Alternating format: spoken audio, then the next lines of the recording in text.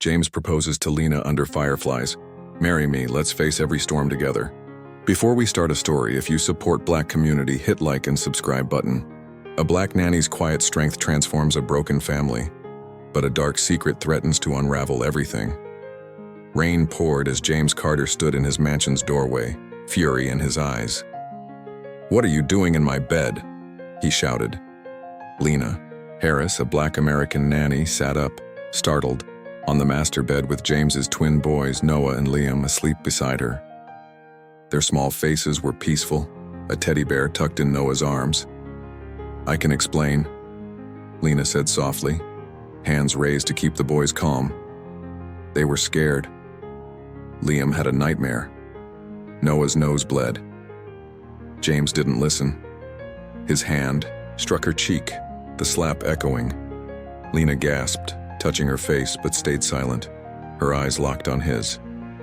"You're fired," James growled. "Get out." Lena stood, kissed the boys' heads, and walked out without a word, her cheeks stinging. Downstairs, the housekeeper, Mrs. Evans, saw the red mark and froze, but Lena just left into the rainy night. Upstairs, James stared at his sleeping sons. No nightmares, no tears. Just peace. He'd tried nannies, therapists, doctors.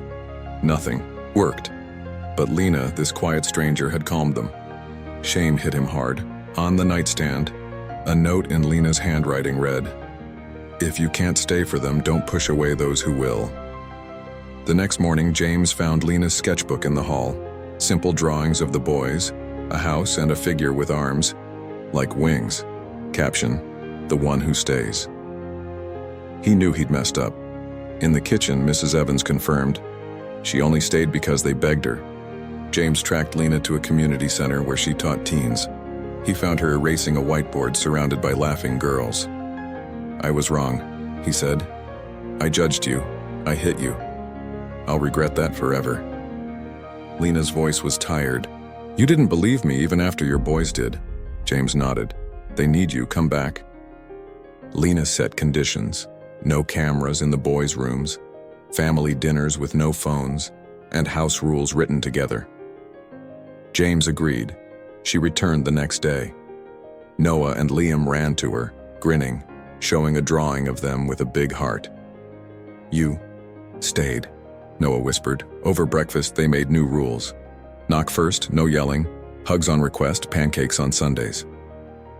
James added, "Make room for forgiveness." Lena taped the list to the fridge. Weeks later, a custody battle loomed. The boys' grandparents, the Wilsons, claimed James was unfit, citing the slap. Lena testified in court, her voice steady. "I don't have a degree, but I know what it's like to feel unsafe. I stayed for Noah and Liam because they needed someone to." The judge ruled for James, noting Lena's role in their healing. The Hawthorne Harris Center for Healing opened soon after, a sanctuary for kids who'd faced trauma. Lena led it, James funded it. They hired survivors like Lena, not just experts. A teen girl, Jade, arrived, angry, guarded with blue hair. Lena sat with her, sketching quietly, building trust. Jade painted a bird breaking free, her story of hope. Trouble came when a forged document surfaced, threatening to shut the center down. Lena and Jade went public, sharing their truth. Jade spoke to reporters. "I'm not a mistake. I'm a girl learning to fly again." The center survived, its mission stronger. Lena's estranged mom, Diane, showed up one day, sick and seeking forgiveness. Lena let her meet the boys, starting slow. Diane brought old photos, stirring memories. Lena wore a bird-shaped bracelet Diane gave her, a small step toward healing. A year later, the center thrived. Noah and Liam painted gold rocks for Lena, calling her brave. James proposed one night, not with a ring, but a promise. "Marry me?" Lena smiled. "Only if we keep growing together."